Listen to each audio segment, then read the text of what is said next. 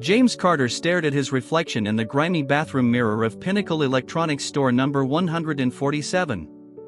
The man looking back was almost unrecognizable, worn jeans instead of tailored slacks, a cheap polo shirt replacing his usual custom suits, and 3 days of stubble where a clean-shaven face typically resided. His hair, usually slicked back, now fell loosely across his forehead, and instead of Italian leather shoes, he wore basic sneakers that already hurt after just one shift. This was exactly what he wanted, total anonymity. "Hey, new guy. Break's over in 2 minutes." The sharp voice of Kelly, the floor supervisor, startled James. "Coming," he called back, splashing water on his face one last time. James Carter, the 42-year-old CEO of Pinnacle Electronics, a chain with over 300 locations, was now just Jim, a new sales associate earning $113.75 per hour. None of the employees knew his true identity. To them, he was just another middle-aged man who had fallen on hard times. The idea for this undercover assignment had come during a board meeting when the executives discussed increasing customer complaints and employee turnover. They proposed typical corporate solutions: more training videos, stricter performance metrics, perhaps layoffs. But James had suggested, what if the problem isn't with our employees? What if it's our systems or management approach? The CFO, Victor Hayes, had laughed at the suggestion, but it planted a seed in James's mind.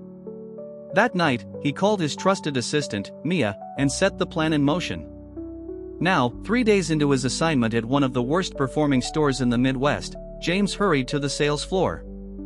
"You're on electronics today," Kelly said, arms crossed and not making eye contact. Derek called in sick again. "Don't mess with the inventory system." "Yes, ma'am," he replied, swallowing his pride. As he made his way to the electronics department, James observed the store through new eyes, flickering fluorescent lights, dusty shelves, and impatient customers. When he arrived at the electronics counter, a young employee named Sam was juggling several customers. "Can you handle the register while I finish up?" Sam asked. James nodded, stepping behind the counter. He fumbled with the login screen, feeling the pressure from waiting customers.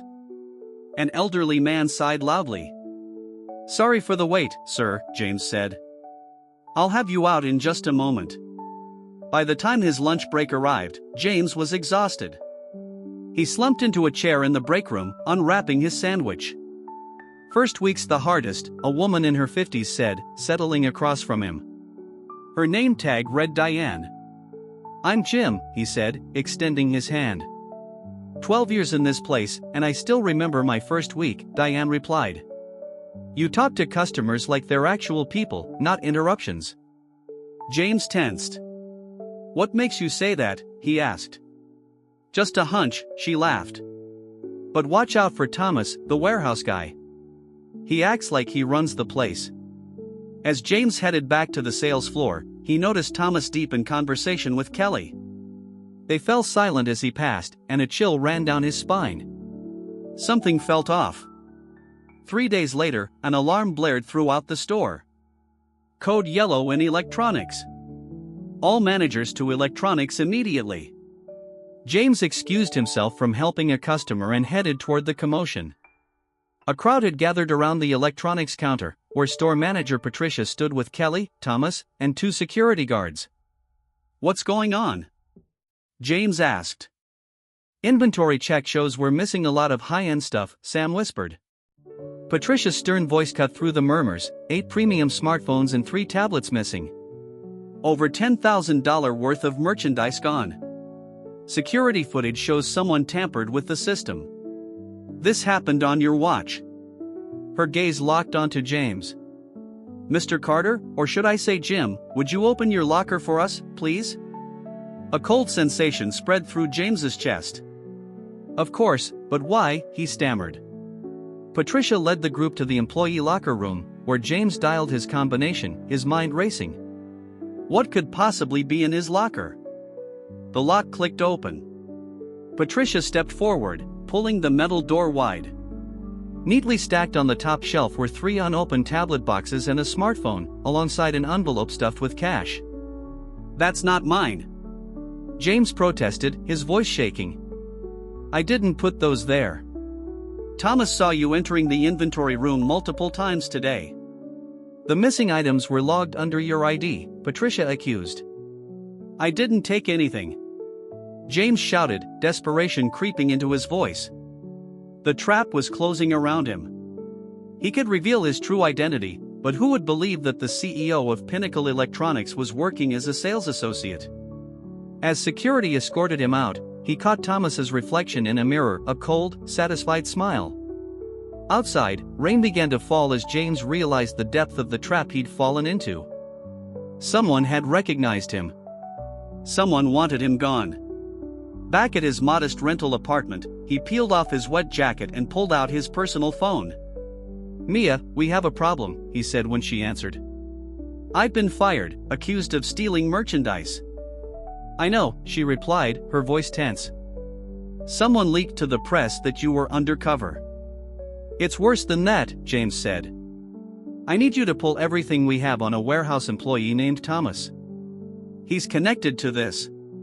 As he began his investigation, James discovered that Thomas wasn't who he claimed to be. The grainy employee photo didn't match any Thomas in Pinnacle's history. Running it through facial recognition software, he found a match: Theodore Harmon, a former regional operations manager who had been fired years ago for a kickback scheme. The pieces began to fall into place. Theodore had assumed his dead nephew's identity to get hired, but he still would have needed inside help. Digging deeper, James uncovered a series of emails between Victor and Maxwell Electronics, revealing a plan to frame him. As dawn broke, James received a call from Theodore. "Enjoying your time off?" Harmon taunted. By noon, the story breaks. "You'll be caught stealing from your own company." "I'll tell the board everything," James said confidently. "Your word against ours," Harmon replied. But James had a plan. He called Mia. "Pull the security footage from my office for the past 6 months. I need to talk to Diane Johnson from store number 147. The board meeting was tense. James presented his evidence methodically: backup security footage, Diane's meticulous records, and the trail of manipulated records. The board watched in stunned silence as Victor's confidence crumbled. "Mr. Harmon has been very cooperative," said a federal agent who entered the room, revealing that Theodore had recorded conversations that implicated Victor and Eleanor Wilson, the board chair. Eleanor's composure finally cracked as security escorted her away. "We owe you an apology," the board chair said, acknowledging James's efforts.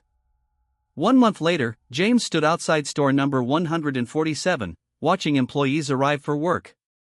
He addressed them, sharing lessons learned and announcing comprehensive reform packages, including profit sharing and improved healthcare benefits.